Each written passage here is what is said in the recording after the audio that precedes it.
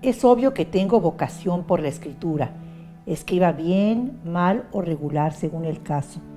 Soy autora de textos, publicados o no, sobre una multitud de temas que pueden ir desde el suicidio hasta la problemática que presentan las escuelas de arte, o desde el cine hasta la génesis de las creencias religiosas y los mitos.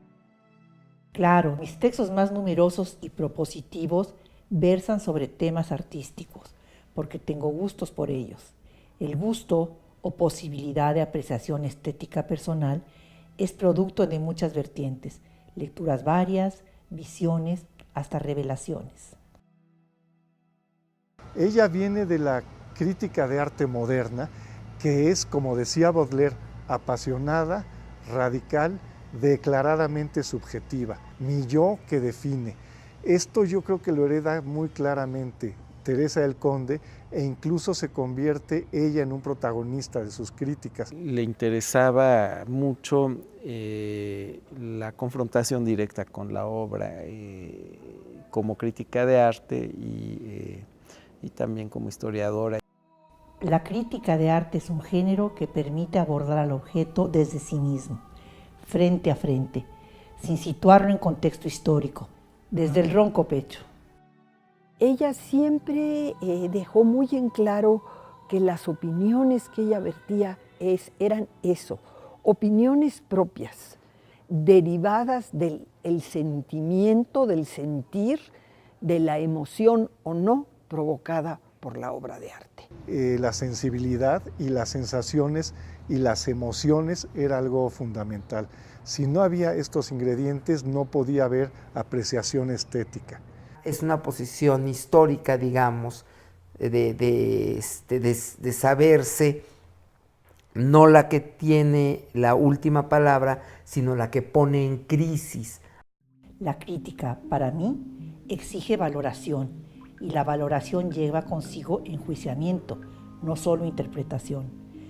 Tal cosa se lleva a cabo con más o menos rigor y elegancia, pero en todas formas el poner el dedo en ciertas llagas que a veces no se imagina uno ni qué son, convierte al crítico en el bicharajo que le pica la frente a Julio Ruelas en su extraordinario autorretrato al aguafuerte, tan terrible que hasta Orozco le gustó. Estaba muy consciente de que el discurso público genera ciertas responsabilidades, digamos, pero genera compromiso. Es una persona que alcanza a explicarte, a situarte, a ponerte en un contexto en donde también vas comprendiendo un poco el camino en donde estás, ¿verdad? Y un poco las posibilidades de movimiento que vas teniendo, ¿no? Yo creo que esas dos situaciones, digamos un poco la de darte confianza y la de ubicarte, pues son extras, ¿verdad? Digamos, sí son elementos muy importantes. La otredad del crítico, que también es creativa, tenderá a no ser aceptada. Así ha sido desde que nació este género. De todos modos, el artista siempre buscará la vinculación con el crítico. En el fondo sabe que es su principal aliado. Uno está bajo la seducción del arte y los artistas. Sin embargo, conserva o intenta conservar su espacio reflexivo y estudioso.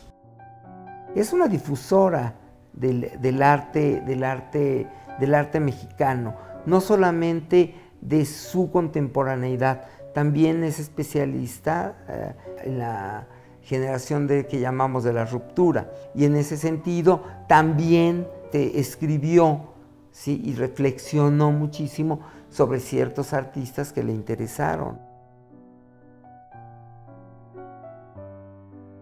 Sucede igualmente que cuando la crítica aborda el presente, lo que ocurre la mayoría de las veces puede carecer de perspectiva. Para concluir, digamos entonces que el tiempo es el mejor crítico, tanto del arte como de las opiniones críticas. Y yo creo que Teresa, más que, digamos, como comprometerse sin más con el autor, lo que ella hacía era como tratar de situarlo frente a la historia del arte, frente a los movimientos, frente a sí mismo, frente a los compañeros. ¿Tú crees que la obra de cualquier artista puede, de algún modo, estar totalmente separada de su persona, si el artista es ante todo su obra. Si además la obra carga una serie de improntas, huellas, evocaciones, asociaciones y también intenciones, todas relacionadas con hechos vividos o, si se quiere, soñados. Entonces creo que por eso el psicoanálisis le importaba mucho, porque finalmente el psicoanálisis lo que hace es explorar un territorio de lo ignorado en relación con enunciaciones muy concretas, ¿no? Y muchos de sus ensayos tienen esta orientación psicoanalítica que busca realmente darle una motivación, darle una dimensión a las motivaciones de los pintores que trascienda un poco lo explícito. Había como este espectro muy amplio de conocimientos. Estaba uno muy importante que era el viaje como una experiencia definitoria de un historiador, en el sentido no solamente en ver el objeto artístico, sino un poco ver el contexto en el que se había desarrollado, ¿no? Entonces a ella le interesaba mucho contextualizar y sobre todo ella se acercó mucho a las formas de interpretación iconográfica de uno de sus maestros, que era Gombrich. Tenía este sentido de el interés por indagar lo que a Gombrich también le interesaba, que era fundamentalmente la imagen. Me encanta Gombrich porque abordó cuanto tema le vino en gana: la fotografía, la caricatura, la publicidad, pese a que su eje fueron los estudios sobre el arte del Renacimiento. Otro maestro que influyó en mí notablemente y que además se convirtió en cercanísimo amigo mío es Jorge Alberto Manrique. Tenemos una formación parecida y a ambos nos fascina el género epistolar. Creo que entre todos los libros de los que soy autor hasta la fecha, el que más me gusta, el más directo, es Cartas Absurdas, un diálogo epistolar con él. Ahí sí eran dos soles en un solo cuarto que se enfrentaban en esta sutileza y en este, yo diría, en este periplo de la inteligencia y de la sabiduría continua.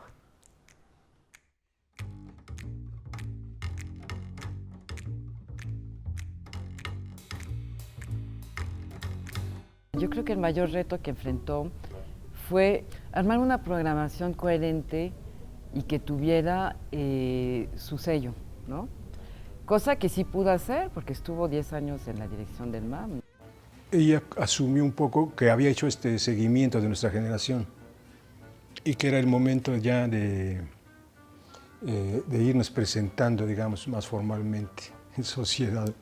Toda esta gran generación de pintores que entraron como bisagra a los años 90 y que ellos vivieron toda esta transformación en el arte que era en un momento dado, creo que ya no, pero en un momento dado fue contraria a las expresiones tradicionales. Y también la generación siguiente, ¿no? La generación neoconceptual. O sea, había un amplio rango, ¿no? de artistas. Lo recupera como espacio, y como un espacio social activo, ¿verdad? Las inauguraciones eran inauguraciones que se llenaban y en donde, aparte, digamos, de las exposiciones que venían del extranjero, pues también hacía estas individuales y también colectivas con alguna temática, ¿verdad? Puso mucha atención en que la colección estuviera en salas y estuvo muy atenta también a ciertas recuperaciones historiográficas, ¿no? de pintores completamente olvidados.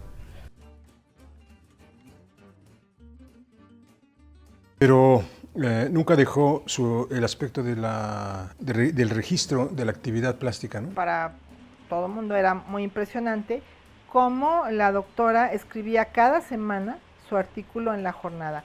Y bueno, era muy esperado, ¿no? Porque esa es otra de sus importantes labores. Ella empezó en el 1+1 los sábados y después empezó en La Jornada, cuando La Jornada se fundó. Todos estos textos que ella escribió a lo largo de muchos años en los periódicos, pues en el fondo son una gran historia de del arte contemporáneo. Miércoles, 6 de la tarde, como durante muchos años lo fue, la doctora daba su cátedra de introducción a la historia del arte, cátedra que siempre estaba repleta no solamente de los estudiantes inscritos en su asignatura, sino de un sinnúmero siempre de oyentes. No creo que sea factible trabajar en historia del arte si uno no está compenetrado de lo que está pasando en su momento en el campo artístico. Yo por eso obligo a mis alumnos a ver todas las exposiciones importantes que hay y a escribir reseñas sobre ellas. Tal es la razón por la que en periodo de clase me paso bastante tiempo leyendo lo que los alumnos escriben. Es pesado, pero da gusto ver cómo van formándose opiniones propias y las esgrimen sin pudor, sin intención de complacer. Luego las discutimos y ahí sí tengo que confesar que solo mi chicharrón truena, pero eso ya no cuenta para la calificación. Y fue ahí yo cuando conocí el carácter, sobre todo muy enérgico para dar clase y con una forma muy amplia de, sobre todo, de hacer relaciones históricas y artísticas con una facilidad que a mí eso me sorprendía muchísimo. Lo que a mí me quedó fue, sí, leer mucho, eso, ver todo lo que se pudiera ver. Siempre nos decía, vean todos los monitos que puedan. Siempre, o sea, la educación visual era básica. Ella formaba investigadores, pero también formaba, por ejemplo, gente para los museos y se planteaba eso como una tarea de formación. La gente que trabajó con ella es gente que fue en cierta medida formada por Tere. Y en esto creo que era generosa, era alguien que sí, si veía una posibilidad en alguien, pensaba que era el sistema el que tenía que responderle a la persona y no al revés. Tenía un sentido del humor increíble, increíble. O sea, decía cosas, jugaba con uno. Bueno, era un humor fascinante, podía ser perverso y en ocasiones equívoco. Tenía esa sonrisa que a veces uno no podía interpretar si era de burla hacia uno o se reía con uno. Siempre estaba con la sonrisa en la boca, pero a veces era una sonrisa que estaba maquinando cosas. Me parece que era una forma de saber, pero también era una forma de vivir el humor, de hacer que la memoria fuera un lugar habitable.